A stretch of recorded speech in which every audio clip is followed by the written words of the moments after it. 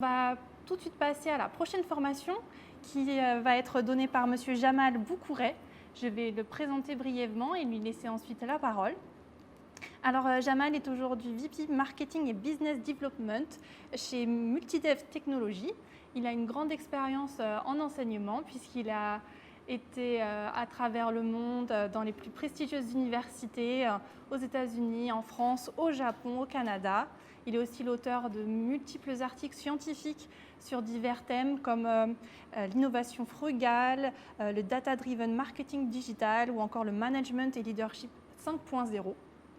Donc cet après-midi, il est avec nous pour une formation sur le go-to-market et je vais lui laisser la parole. Jamal, vous êtes avec nous? Vous pouvez prendre la parole et partager votre écran.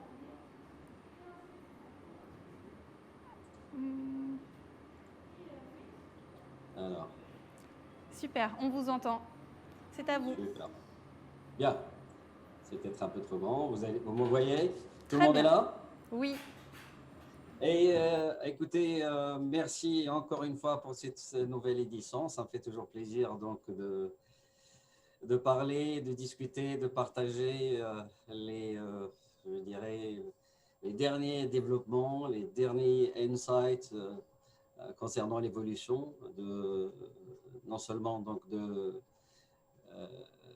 les enjeux les plus challenging en ce moment, que ce soit pour les startups, les moyennes entreprises ou pour les grandes entreprises, sachant qu'on vit dans une nouvelle ère qui est l'ère post-Covid. Alors aujourd'hui, je partagerai beaucoup avec vous toutes les leçons que nous avons apprises ensemble à travers cette expérience mondiale, à travers ce grand Big Bang que nous avons vécu depuis le Covid.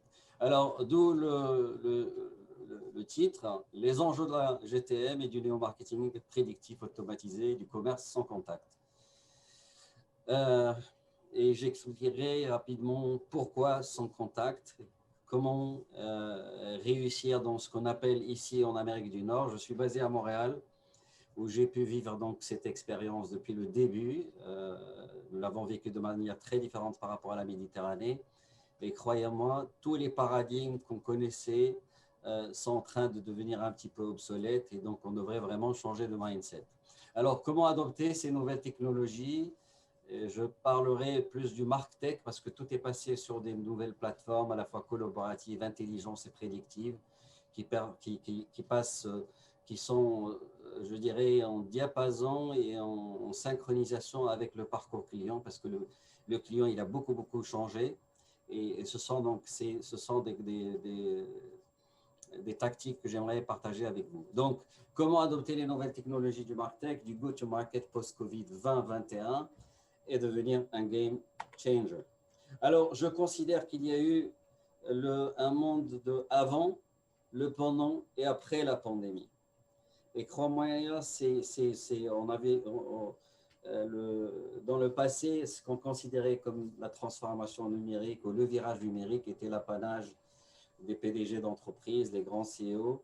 Mais aujourd'hui, tout le monde vit avec ce grand virage. Et donc, du coup, toute start-up, toute jeune pousse qui va devoir démarrer pour s'attaquer à ce nouveau monde, doit devoir adopter les meilleures pratiques, les meilleures tactiques et surtout les meilleures technologies qui sont très user-friendly, comme on dit.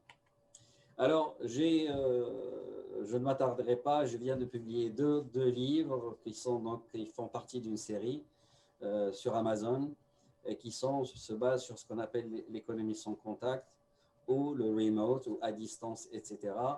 Notamment avec un accent sur tout ce qui peut se faire à distance. Et sachant peut-être, fort probablement, avec l'arrivée du nouveau variant, on est supposément en train de se préparer pour un nouveau confinement. Et du coup, les stratégies de croissance, les stratégies de développement, de commercialisation doivent dorénavant prendre en considération ces facteurs qui ne sont pas de passage, mais qui sont vraiment le début d'une nouvelle façon de travailler, de solliciter les clients, d'aller chercher, de développer son marché, de vendre, commercialiser ses produits, etc. Et c'est ce qu'on essaierait de partager avec vous, d'abord de manière assez générale, et puis on pourrait plus précisément tout à l'heure dans nos discussions aller en fonction de vos projets qui vous tiennent à cœur. Alors, quels sont les principaux éléments d'une stratégie de go-to-market pour le néo-normal? D'abord, avant tout, ce qui a changé, ce ne sont pas, je partagerai avec vous tous les podcasts que nous avons faits dernièrement, ce sont les soft skills qui ont changé.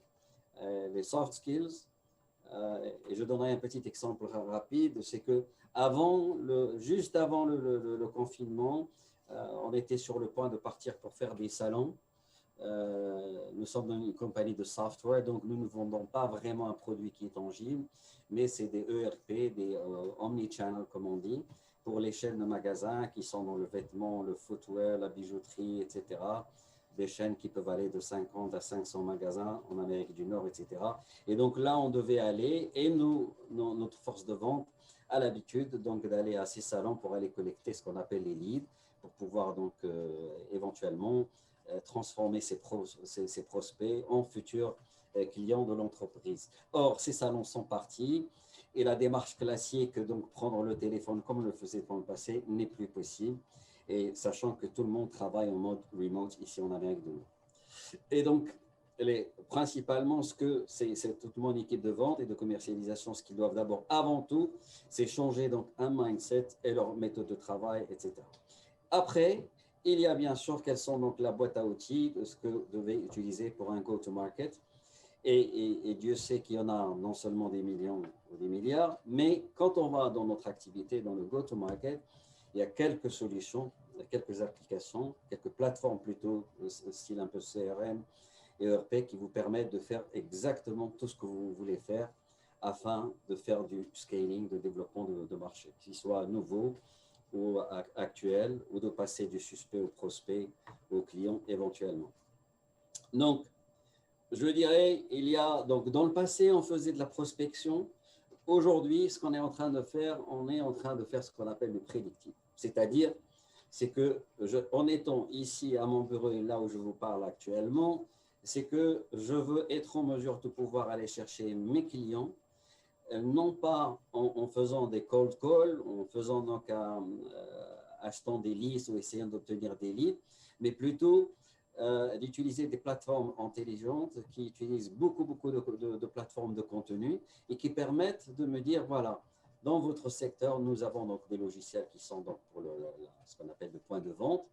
Je veux savoir pas simplement les clients qui sont intéressés à mes solutions, mais les clients qui seraient donc à travers la toile en train de télécharger tout le contenu concernant bien sûr en passant par les mots-clés de ce qu'on a envie de faire. Et donc, je les reçois chaque semaine avec des alertes. Et veut dire, donc, on appelle ça les Search Intent Ratio. Donc, c'est le taux de l'intensité par laquelle le client prospectif, il est désespéré ou à la recherche de solutions ou de produits que l'on veut. Il va dire telle ou telle entreprise ou tel utilisateur. Il a été 5 fois ou 6 fois au cours des dernières années avec des ratios, etc. Donc, on est dans le prédictif et je peux le faire aussi vis-à-vis de nos concurrents et j'expliquerai de quelle manière, quelles sont les plateformes que vous pouvez utiliser pour vraiment faire le tracking de ce qu'on appelle le parcours client à travers la toile, etc. Donc, quels sont ces outils de gestion et de commercialisation? Quelle démarche choisir? Quelle plateforme? Quelle stratégie? Le plus important, comme je le dis encore, ce ne sont pas les outils, les applications, les CRM qui manquent. Il faut avant tout se débarrasser des mauvaises pratiques. Et donc, on va regarder quelles sont ces compétences.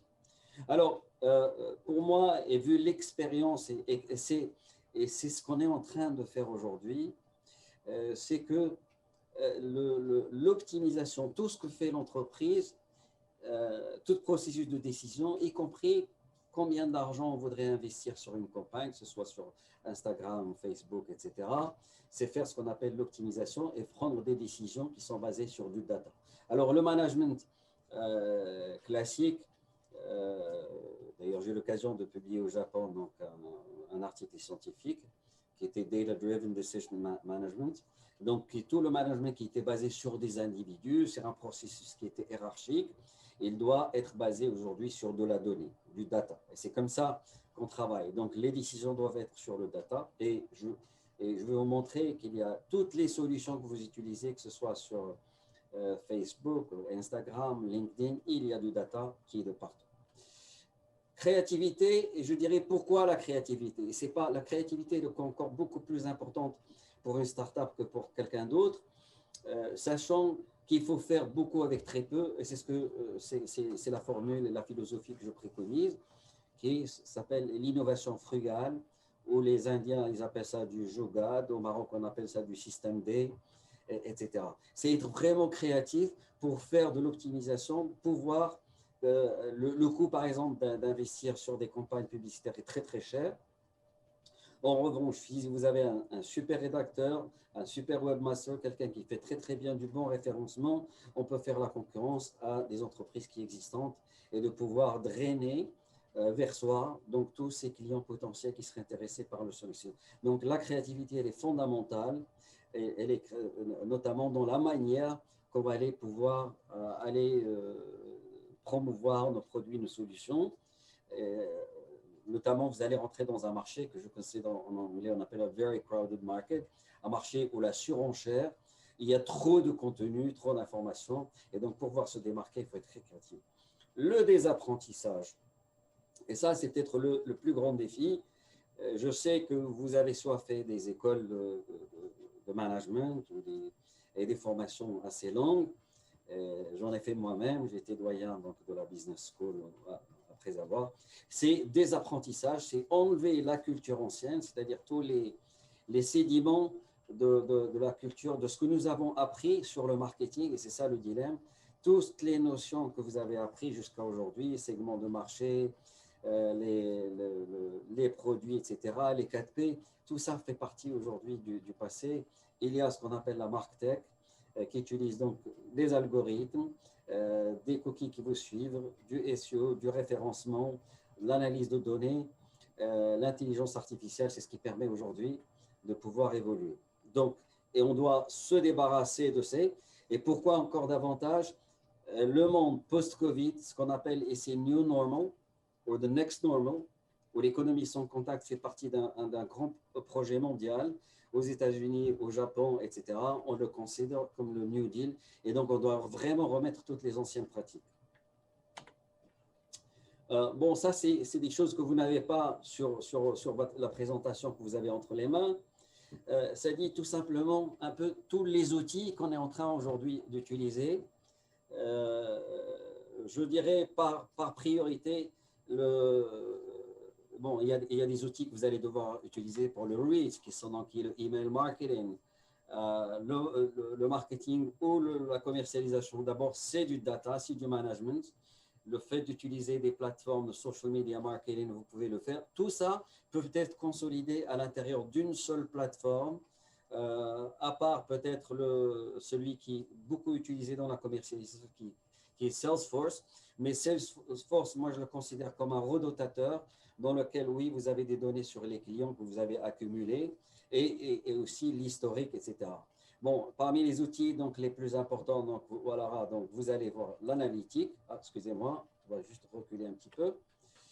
Du SEO qui va être très, très important. Et je vous donnerai aussi les plateformes, les outils, dépendamment de vos besoins.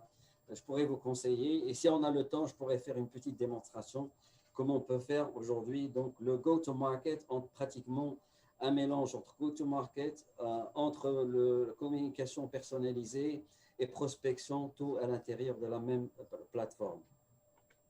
Alors, ce que vous voyez sur cette fiche, c'est très simple. Ce sont la plupart des outils qui sont utilisés partout, que ce soit petite entreprise. Alors, pour la start-up, n'ayez pas peur. Il y a des formules qui sont gratuites ou à petit budget, qu'il s'agisse de HubSpot ou de MailChimp. Marketo, c'est un peu plus dispendieux, un peu plus cher. Salesforce, c'est quand vous arriverez à une certaine taille critique, mais vous voyez que pratiquement toutes ces plateformes, on peut faire du lead management, on peut faire du prédictif, etc. etc. Une des plateformes qui n'est pas ici et qui est sur une autre, ça s'appelle Zoom Info et que j'utilise, qui me permet par exemple d'aller chercher, j'ai besoin de toutes les entreprises qui sont en train de solliciter tel type de solution ou de produit. Et ça peut me sortir et avec des paramètres. Je dis, je cherche des entreprises avec minimum 20 employés, qui gagnent tant de chiffres d'affaires, qui sont tel type de ce marché et qui seraient partir à la solution. Et donc, je reçois des notifications en temps réel où l'équipe avec laquelle vous travaillez peut les utiliser pour pouvoir aller chercher, développer votre marché ou aller chercher des partenaires dont vous aurez besoin. Alors, la question, peut-être l'outil que j'utilise un petit peu le plus de nos jours, c'est le tracking je dirais, des prospects et des clients en temps réel. Alors, j'ai une plateforme qui s'appelle Lucky Orange. Et si on a le temps, donc je pense qu'on est à quelle heure on est. Je ne sais pas combien de temps il nous reste.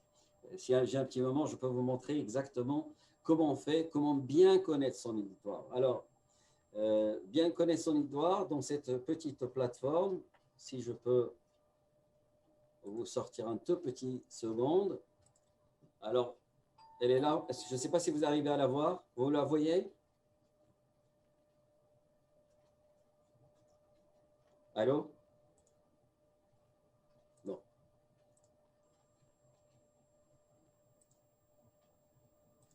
Voilà. Est-ce que vous voyez? Oui. Oui, très bien. Alors, écoutez, regardez une petite plateforme. Ça s'appelle Lucky Orange. Alors, dans Lucky Orange, elle est, je dirais, donc le JavaScript, il est installé sur vos sites web, ou vous pouvez également sur vos blogs. Et ça enregistre en temps réel, c'est-à-dire en temps réel, tous les clients qui viennent visiter vos solutions. Alors, dans notre cas, bon, si ça m'intéresse, je prendrai peut-être quelqu'un qui est resté un petit peu plus longtemps. Vous allez voir, donc c'est la vidéo et qui va me montrer tout ce que le client il a visité, là où il s'est arrêté, les pages qu'il a visitées et bien sûr, je peux avoir également accès à pas mal de données sur lui. Et donc je peux entrer directement en communication avec lui, lui proposer une conversation, lui envoyer de la documentation ou commencer à chatter avec lui. Donc ça, c'est le type un peu de solution on peut voir. Et si vous voulez voir est-ce qu'il est intéressé par vos solutions, vous pouvez voir le nombre de fois qu'il est rentré, le nombre de ici, ça peut vous donner le nombre de fois qu'il est rentré sur votre site, etc. Combien de temps il a passé, quels sont les blogs et les pages ou les solutions qu'il a vues. Et ça peut être donc des solutions qui sont très intéressantes pour pouvoir donc collecter les données sur vos produits, interagir et convertir peut-être le visiteur directement en tant que client. Donc voilà, c'est pour celui-là. Donc, pardon, voilà. Bien. Alors donc, pour dirais-je, on revient donc à la page. Donc, bien connaître, vous avez des solutions. Maîtriser les marketing du contenu. Alors, étant donné qu'on est en mode de relation à distance, tout se passe avec soit la conversation ou le type de réaction que vos visiteurs, ceux qui lisent vos contenus vont interagir. On ne vous connaîtra qu'à travers le contenu. Et donc, d'où l'importance aussi, encore une fois, de la créativité, d'avoir aussi quelqu'un qui est cette partie qu'il va falloir développer. Et donc, notamment, donc, avoir ce que j'appelle un comité éditorial qui vous permet de pouvoir se démarquer. Alors, le produit, ce n'est pas le produit est le message.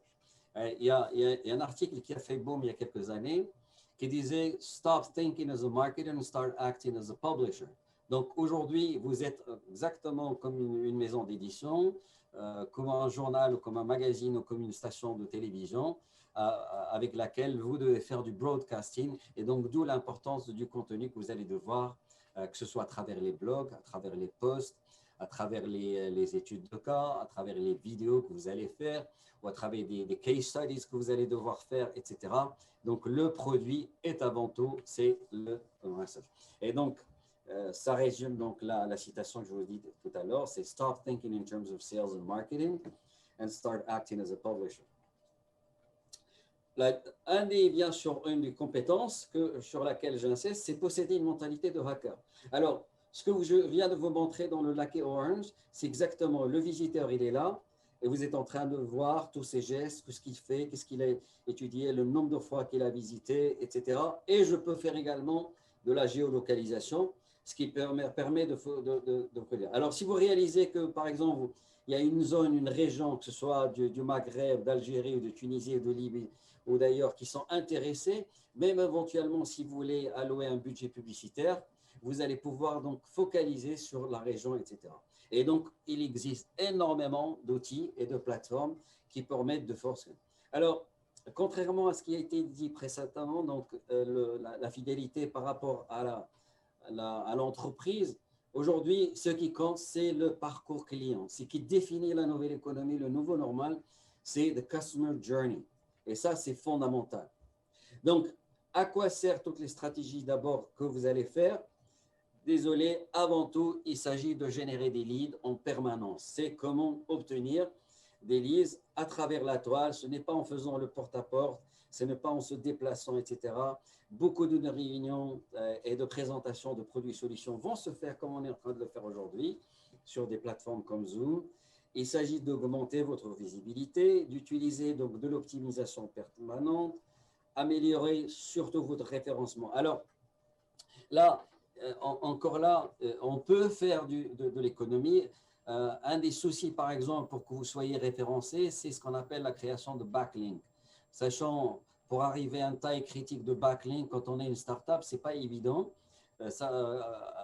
Et sachant aussi qu'un pratiquement chaque backlink qui vous permet d'avoir plus d'autorité sur Google, il peut vous coûter jusqu'à 100 $. Donc, l'idée, c'est comment être créatif et pouvoir donc optimiser, faire du bon référencement pour pas cher, pour que vous puissiez bien sûr s'accaparer une part de la visibilité, de l'autorité, de l'autorité. Et ça, beaucoup de startups ont réussi à le faire par rapport à beaucoup d'anciennes compagnies qui n'ont pas pu s'adapter à la nouvelle culture du numérique et du fait que d'abord, avant tout, les gens ne peuvent plus passer aujourd'hui d'être connectés et de passer à travers plusieurs types de plateformes. Et ça, c'est le dilemme pour beaucoup d'entreprises qui sont existantes et qui étaient habituées à travailler sur un management ou un marketing 1.0, 2.0, ou peut-être qui doivent même passer par des agences classiques, etc., pour le faire.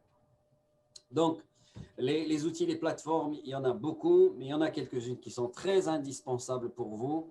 Si vous malheureusement, Google, il change ses algorithmes plusieurs fois par jour. Donc, à moins d'avoir des outils comme Moz ou celui que j'utilise le plus, qui est SEMrush, et que vous faites du très bon référencement, de l'analyse compétitive par rapport à tout le monde. Et même là, il faut travailler intelligemment. Dans le passé, j'essayais toujours de voir, nous, par rapport à nos concurrents directs. Et à un moment, j'ai réalisé que non, il faudrait qu'on s'attaque aux plateformes que nous utilisons et des fois qu'on paye pour obtenir des leads pour pouvoir, donc, bien sûr, aller solliciter des clients. Et donc, au lieu de faire la concurrence à mes concurrents directs, plutôt à la plateforme par laquelle utiliser et qui sont ce qu'on appelle des sites comparateurs qui peuvent comparer vos produits par rapport à d'autres, etc. Donc, adieu les salons, les foires commerciales, bienvenue au monde de ce qu'on appelle du Martech. Et c'est, alors, Martech, ce qu'il faut retenir de ça, c'est tout est basé sur ce qu'on appelle sur le predictive. Vous devez voir peut-être le Social Dilemma, qui est un super documentaire sur Netflix, et qui vous donne jusqu'à quel point on est le parcours, le comportement du consommateur, il est beaucoup plus prédictif. Et donc, les données, les plateformes que vous allez utiliser, ça s'appelle Engine Driven Marketing. Vous avez, avec des alertes qui disent le client, ce qu'il aime, le nombre de fois qu'il est venu, etc. Et tout se fait de manière intégrée, intégrale, à travers donc des plateformes, des CRM qui sont donc archi connectés. Pardon.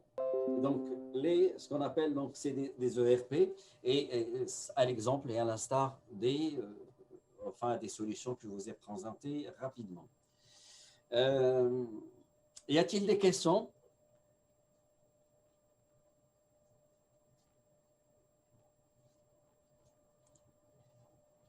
Est-ce qu'il y a des questions?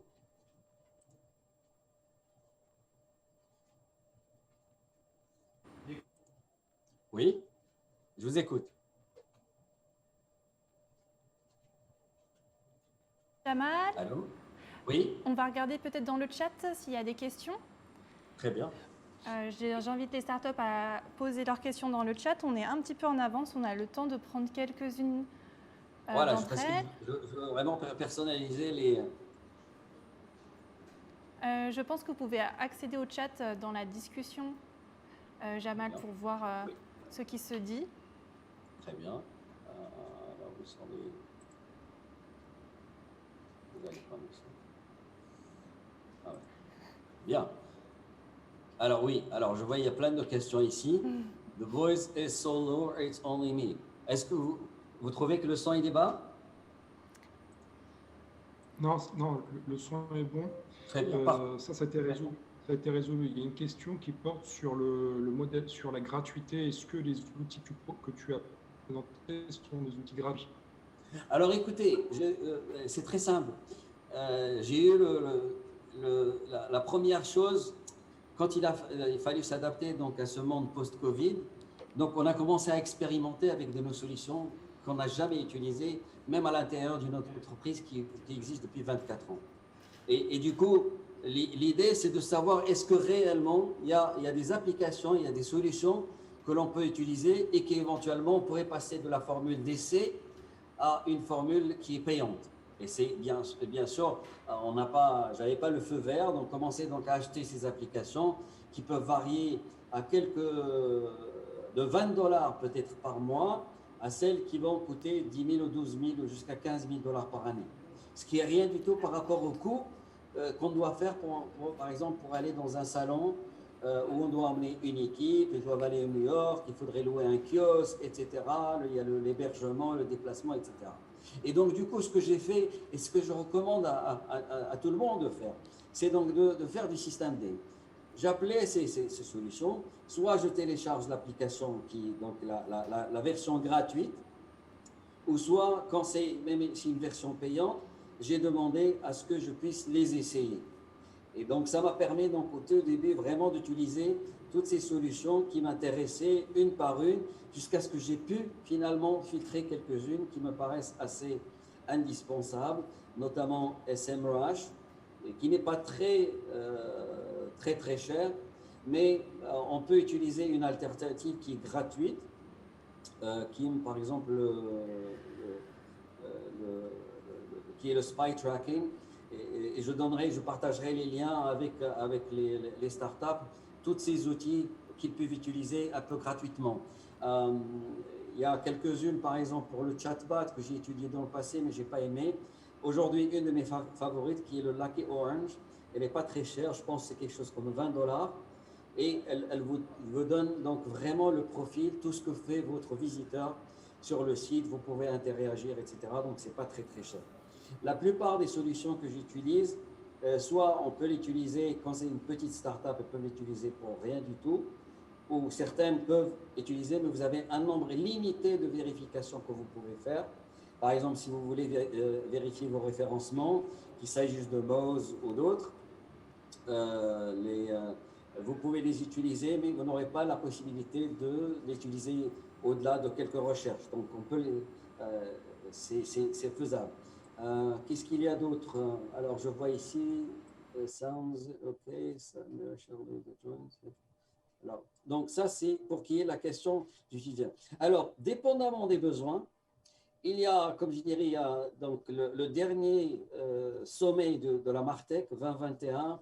Il dit que nous sommes pratiquement à 3-4 milliards d'applications qui existent, dont beaucoup sont soit relativement accessibles, dont beaucoup sont également personnalisables, et les coûts ne sont pas si exorbitants que ça. D'autres, par exemple, que j'ai utilisé, je ne l'ai pas montré ici, elle s'appelle Bombora. Est-ce que, je m'excuse pour peut-être il y a des solutions qui sont beaucoup plus, je dirais, productive quand il s'agit du contexte nord-américain, mais je sais qu'en France et en Méditerranée, vous pouvez trouver également donc, les équivalents, dépendamment de l'utilité. Mais elles existent, elles sont aujourd'hui pratiquement toutes relativement, je dirais, faciles et accessibles. Le référencement.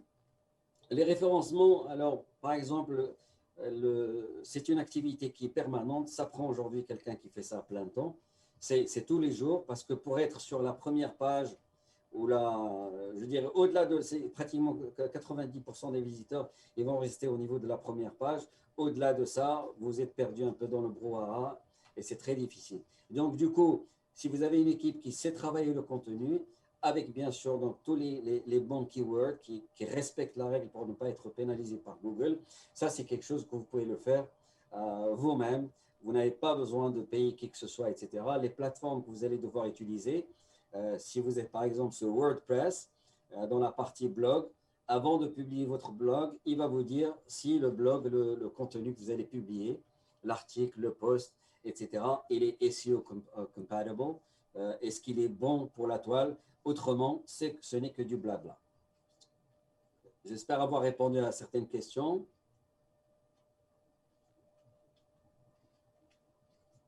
D'autres questions?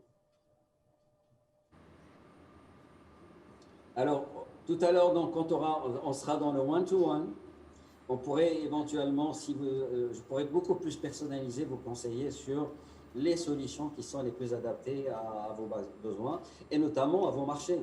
Parce que ici, donc, nous sommes rentrés dans un nouveau modèle où vraiment la mentalité de faire tout à distance, qu'on appelle contact zéro, il s'est enraciné dans la mentalité des Nord-Américains et des Canadiens plus particulièrement. En revanche, au Maroc et dans le Maghreb, en Italie comme en Espagne, on est encore dans une culture qui est beaucoup plus collective, où se présenter, toucher, voir, etc. est toujours présent. Cela étant dit, le conseil à dire, c'est qu'on n'est pas au bout du tunnel avec cette histoire. Et donc, du coup, plus on est adapté pour pouvoir travailler à distance et optimiser, convertir ce qu'on appelle les at-home consumers, ces consommateurs qui de plus en plus achètent de chez eux, travaillent de chez eux, étudient à partir de chez eux, eh ben, vous serez beaucoup plus, je dirais, performants par rapport à des entreprises qui n'ont pas la chance que vous avez de pouvoir démarrer de manière native et naissante dans ces nouveaux contextes et ces nouvelles conjonctures. Oui? Merci beaucoup pour les réponses que tu as apportées à nos startups et à ta formation qui leur a été très riche en enseignements, j'en suis convaincue. Je vais céder la place à Samir Abdelkrim, le fondateur de Emerging Méditerranéenne, qui va nous faire un petit wrap-up de l'après-midi et des enseignements qu'on a reçus. Samir, Merci tu nous beaucoup. entends? Voilà. À toi la parole. Merci Jamal pour ta masterclass. Je crois que tu vas avoir beaucoup de questions. Là, j'en vois d'autres qui sont en train de remonter. Comment est-ce qu'on crée une stratégie marketing spécifique pour le client, les segments, etc. Donc, je pense que les one-to-one qui vont suivre et les coachings, tu ne vas pas chômer pendant ces coachings. Donc, merci à toi. L'aventure se poursuit, la formation se poursuit, mais je voulais faire, et c'était important, un petit wrap-up. C'est une habitude qu'on fait, c'est de faire un petit résumé un petit peu des enseignements de cette journée, ou plutôt de ces 2 jours, parce que l'aventure a commencé hier soir. Donc,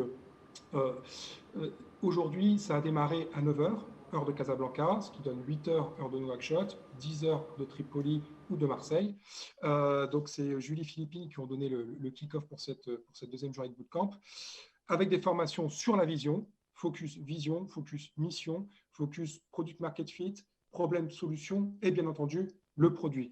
Alors, la première formation, elle a été donnée par Omar Amrani, qui est le responsable de l'innovation à la Startup Factory, qui nous a expliqué et qui a passé du temps à expliquer aux startups comment, quelque part, définir leur mission statement. Quelle est leur identité en termes de mission et en termes de valeur. Et je le citerai, il a cité une phrase, moi, que j'ai retenue, c'est comment définir les valeurs de votre entreprise. Il faut choisir les valeurs qui vous définissent, vous, en tant qu'humain, qu'elles soient partagées par l'équipe et en lien avec votre activité. Et plus que tout, et j'ai noté, il faut qu'elles puissent être vécues et éprouvées par vos clients. Donc, l'expérience client doit faire partie de cette mission statement. Donc, ça, c'est vraiment une leçon que j'ai retenue de la masterclass d'Omar. A suivi la masterclass de Nabil El Hilali, qui est professeur à l'ESCA, à Casablanca et qui, lui, a beaucoup insisté sur le Customer Journey. Donc, le Customer Journey, c'était vraiment la seconde partie de la formation d'aujourd'hui. Et l'amélioration continue. C'est l'amélioration continue, c'est le Customer Journey. Et j'ai noté ce qu'il a bien dit pendant sa masterclass, c'est considérer votre solution comme un produit terminé qui n'a plus besoin d'être modifié, c'est une erreur. Ce qu'il faut comprendre, poursuit Nabil, c'est que tout produit, même le smartphone que vous avez en main, est un produit en cours de développement. Vous allez soit l'abandonner un jour, soit le changer un jour. Donc ça, c'est vraiment aussi quelque chose qui m'a marqué. Et d'ailleurs, toutes ces formations sont poursuivies un petit peu après sur mesure en one-to-one pendant les sessions de mentoring ou les startups où vous avez pu vous poser vos questions à tous les mentors pour aller plus loin, pour avoir des feedbacks directs, des retours d'expérience directs et notamment sur comment ce product market fit peut s'appliquer à vos decks et à vos business models.